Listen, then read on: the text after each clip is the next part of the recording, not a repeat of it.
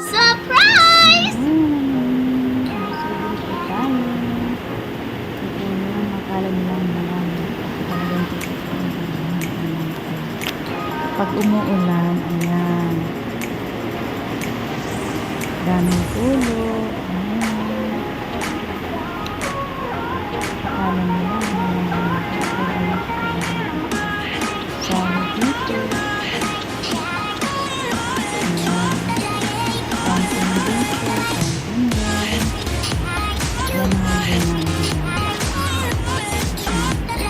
Lahat po may tulad. Hindi na ako naglimas. Sinasawag ko na lang. Wala na. Pag ganito yung unang mawawala na din naman. Ayan. Napagod na po ako sa kawan. Nangyaan ko na.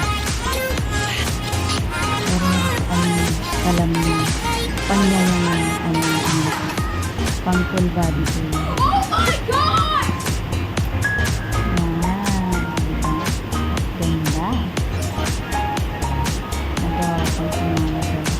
Yan. Malakas din yan dyan ang tulo dyan. Ganda yan. Oh my God! Yan. Tsaka yan, recycle ko yan. Lalagyan ko yan ng dishwashing side lang, pang-benta. Sabi natin kinilas ng balik na bata.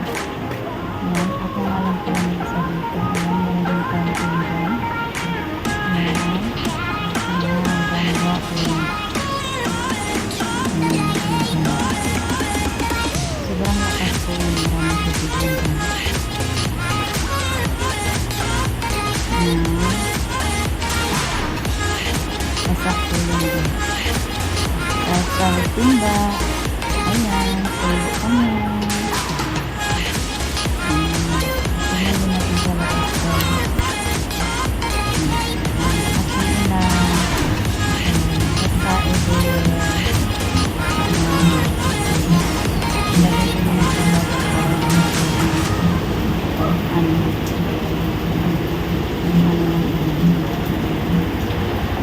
Kaya sa loob, ito ko kayo sa amin yung tinitahanan na puro fountain. Yan. Walang kaya titigil ang ulan guys. Na-stress na talaga ako sa mga tulo dito. Yan. Lalo na dun sa dirty kitchen namin. Dirty kitchen. Yan.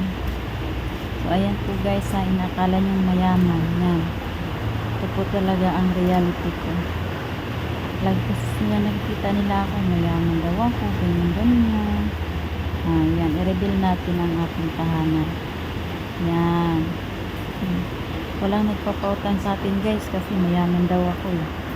Ayan po mga kaibigan, mga kahigala. Ayan, totoo kong buhay. Yan, may everyday life.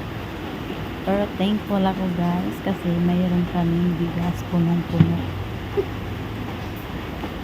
Puno yan. Tinakpan ko kasi may tulo din dyan. Yan. Balik tayo sa sala. Sa sala namin na puro tulo din. Yan. Basang-basa yan dyan guys. Kapunas ko lang kanina. Meron ayan na basahan mo. Yan, basahan.